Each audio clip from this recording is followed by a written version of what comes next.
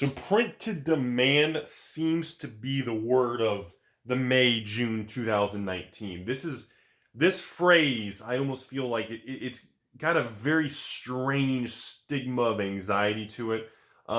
With Modern Horizons going from that 180s to 190s to 200, now on eBay holding 210 plus. Look, the term printed demand is now being kind of pushed back on one side of the coin of people saying, what's wrong with you Timmies? There's more coming. If you keep throwing money, they're going to print to demand and they're going to make tons of them and you're all going to lose money. And then you have the other people saying, no. That's not quite, that phrase is very misleading.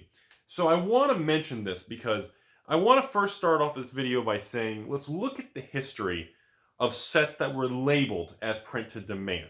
Okay? So let's start with the first time I personally remember the phrase print to demand being used, and that was Conspiracy and Unstable. So first, Conspiracy 1. Anytime they say it up front, it really scares a lot of people. It makes people nervous because it removes that certainty. It removes that easy money. I know what's going to happen. I'm Mr. Big P. I understand the world. I know how to make money. I walk and I look cool. But when they label something with printed demand, suddenly everybody goes, all right, wait a minute, whoa, don't touch it, don't touch it.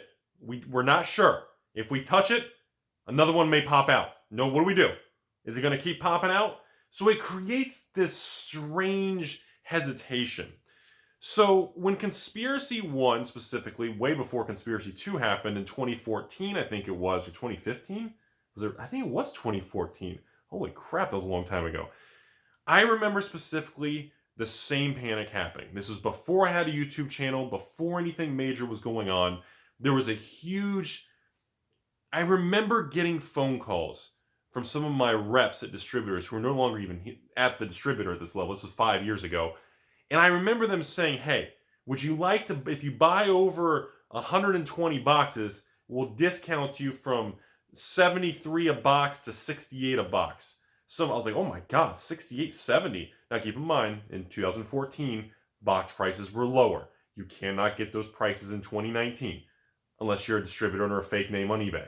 Remember that. So do not get excited because you think people are paying these prices in 2019. That's not true.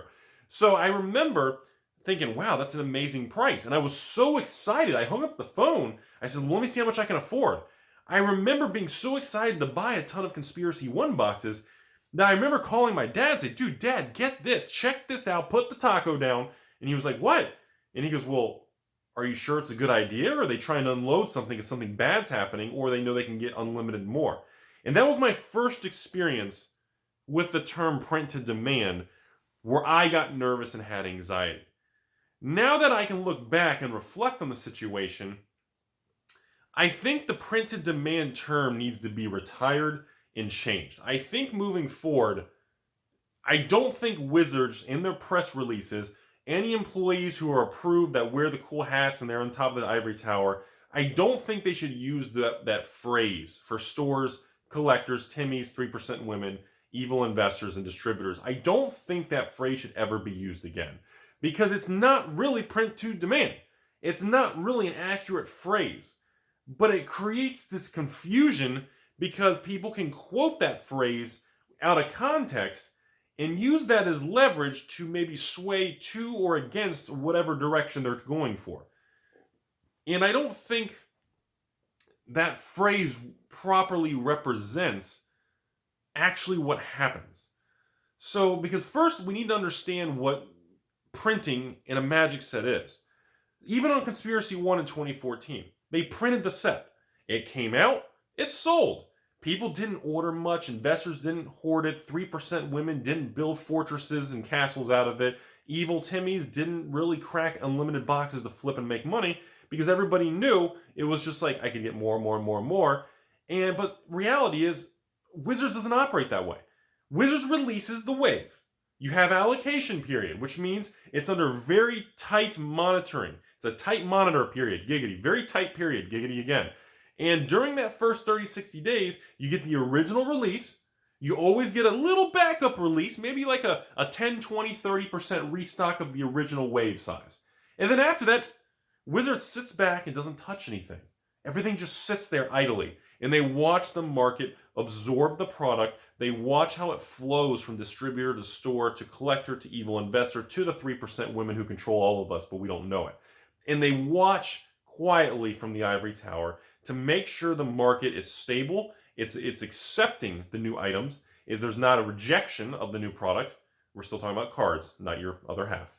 And once they realize that it's accepted and it goes well, eventually they release that floodgates to say, hey, distributors and stores, you are now free to order whatever you would like because it's stable. We're starting to move on to the next product line because it's been 2 months.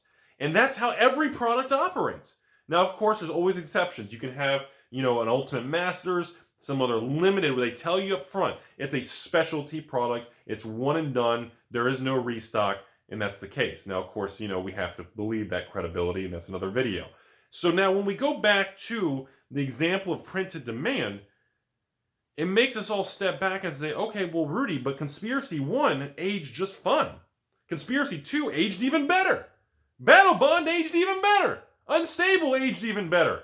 Everything ages fine that is labeled as printed demand. I don't understand the panicky, confusion-y craziness. And yes, those are words. And that's because the labeling, they're not unlimited just printing. There's not an evil guy behind a curtain that looks like me and sitting there going like this with a slot machine. It doesn't work that way. Remember, when they run off a batch, it's not just they call up Carta Monday or they call up a factory somewhere in Japan and say, hey, keep the printer, print one booster box every 30 seconds for the next 10 years straight. It doesn't work that way. It comes in waves. Wave 1, wave 2, because it costs more money for the startup and to get the machine running than it does to print 10,000 boxes or 20,000 boxes. Once it's on autopilot and it's manufacturing the product, the difference in quantity cost is very little compared to the startup, the sheets, the whole system to get running. And anyone in the industry understands that. And anyone who has common sense can say, well, that makes sense. It's not about how much you print. It's about startup, setup, and every time you stop and start something and you have to convert over to another product line, there's a lot of downtime and conversion costs.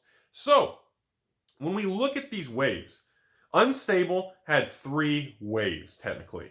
Conspiracy 2, from what my knowledge was, had 4 waves, of which the 4th was just not really a wave, but it was just like an unloading of the remaining boxes at the higher up ivory tower. They just flushed out the warehouse. And Conspiracy 1 was the same way. Now, Battle Bond, from my understanding, only had 2 waves, 2 actual restocks, where they actually reprinted the item.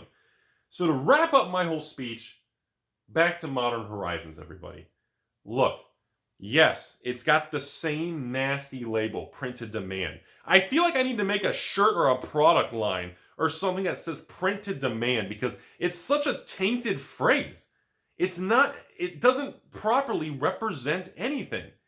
I think that's like the new Timmy phrase. Printed demand should not be used as any form of scare tactic or any form of method to get people hyped. It shouldn't be used at all. So printed demand, Modern Horizons, I believe, is going to go this way, okay? We're going to have the release. Most people aren't going to have enough boxes, including even if I get the full 1,500 to 2,000 boxes, even the full 2,500 I actually asked for, I still don't even think it's going to be enough. I expect I'll probably get cut down to maybe 1,500, 1,800 range. I don't know. I'm guessing. But I think at the end of the day, after that initial wave, there's going to be a 30, 60-day period. There's going to be no restock of Modern Horizons, folks. Sorry. And guess what? Box prices are going to stay pretty stable because the supply is not going to be able to flush down the prices. And then after another couple months, there's going to be a huge reprint of Modern Horizons. And then it's going to do well again. And I believe the 3rd and final reprint will be the Big Daddy. That will be the end of it. I think personally there'll be 3 main reprints because from what I'm seeing, this is a very well-engineered set with very expensive cards, and it will hold its ground. It's very unique, and the fact all the cards are new pretty much. These are not reprints that are going to crush. These are new cards. Nobody has any of these. Nobody has 4 ofs and 2 ofs. I think Modern Horizons is going to be a hell of a ride, everybody. That's my whole speech for this video. So I hope you guys learned something today. Printed demand is stupid.